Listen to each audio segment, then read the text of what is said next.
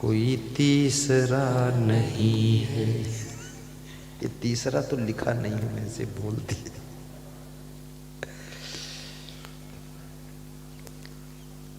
सद्गुरु ही हमें मोह की नींद से जगाता है। जीव तो एक है लेकिन नींद अनेक है। कोई जीव मोह की नींद में सो रहा है, कोई लोभ की नींद में सो रहा है, कोई अभिमान की नींद में सोया है, कोई कामवासना की नींद में सो रहा है, कोई क्रोध की नींद में सो रहा है। दिन रात क्रोध करता है, क्रोध में जल भुन जाता है। उसके क्रोध करने से संसार तो नहीं बदलता है, लेकिन वो खुद बिगड़ता जा रहा है। इसलिए बहुत क्रोध न करना। स्त्रियों को ध्यान रखना है ज्यादा, क्योंकि इनके पास बच्चे होते हैं, बच्चे शैतानी करते हैं तो इनको क्रोध आ जाता है। कभी कभी स्त्रियां बच्चों को कूट देती है। अब धान कूटने को तो है नहीं, तो क्या कूटे, तो बच्चों को कूट देती है। जिनके बच्चे भी नहीं हैं तो कभी कभी अपने पति को कूट देती है।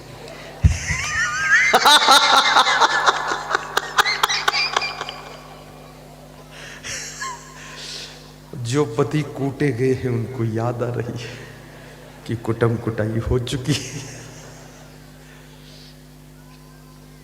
लेकिन ऐसी स्त्रियां बहुत कम हैं, 1000 में एक है बस। बाकी कोई स्त्री अपने पति को नहीं कूटती है, और पति भी अपनी पत्नी को कूटता नहीं है। और जो कूटता है अपनी पत्नी को, बहुत पाप भी लगता है। थोड़ा इनको क्षमा भी कीजिए। बच्चों को डराना चाहिए, थोड़ा धमकाना चाहिए, हल्का सा थप्पड़ मार देना चाहिए। लेकिन बहुत ज़्यादा कुटाई करने से उनकी पीठ की रीढ़ टूट जाएगी। कमज़ोर है, बालक है, ज्ञान नहीं है, क्षमा कीजिए उसको।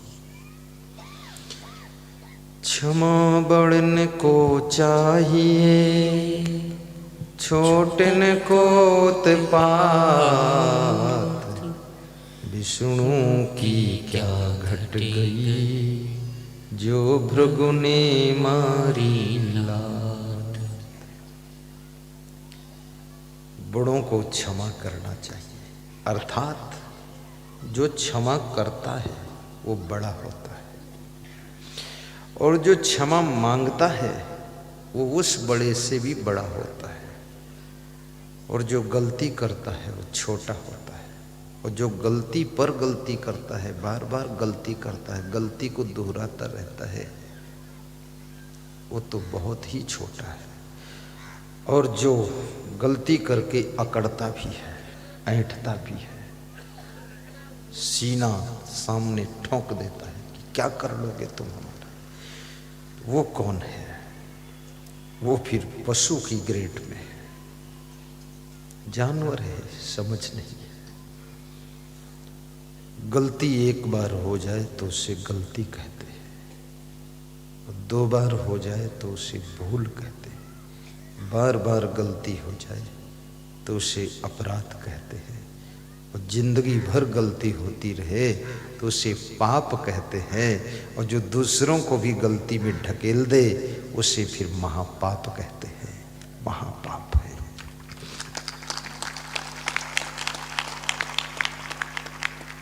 कितने लोग खुद तो गलती करते ही हैं, दूसरों से भी गलती कराते हैं। खुद दारू पीते हैं, दूसरों को भी पिलाते हैं।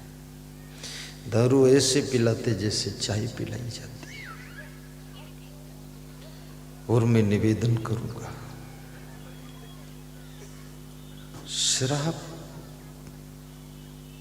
से तुम्हारे स्वास्थ्य का भी नुकसान है, धन का भी नुकसान है, सम्मान का भी नुकसान है,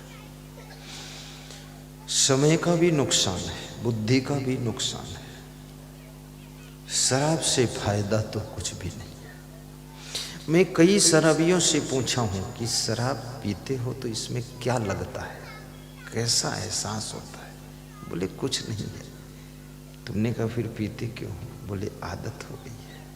तो आदत छोड़ दो। बोले छूटती नहीं। तो पकड़े क्यों? बोले मूर्खता बस। छोड़ते क्यों नहीं? अज्ञानता बस। छोड़ोगे कब? मर जाएंगे तब।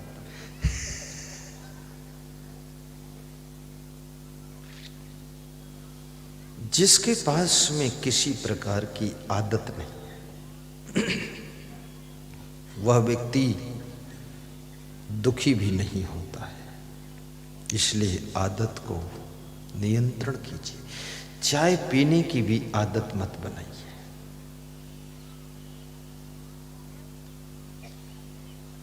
दूध पीने की भी आदत मत बनाइए। मैं अपनी बात करता हूं, मुझे किसी चीज की आदत नहीं। तो कुछ चीजें तो मैं लेता ही नहीं। चाय है, काफी है, झंझट खत्म फालतू का। न शरबत पीता, कोई चीज की आदत नहीं, बस ठीक है। मैं अपने संत से कहता हूं, अगर रोटी बनाना तो फिर दलिया मत बनाना, और दलिया बनाओ तो रोटी मत बनाओ। क्या फायदा, ज्यादा परेशान हो जाओ। सब दलिया में वही है, वही रोटी में। सारी आदतों को जीतो, और जिस दिन तुम आदतों को जीत लोगे उसी दिन तुम दिखने में तो लगोगे कि इंसान हो, लेकिन वास्तव में तुम इस धरती के सबसे बड़े महान व्यक्ति हो। तुम्हारे पास कोई दुख नहीं रहेगा।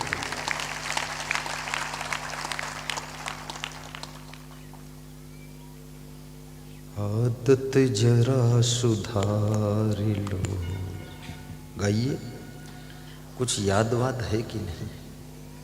कुछ नहीं, सब सफम सफाई।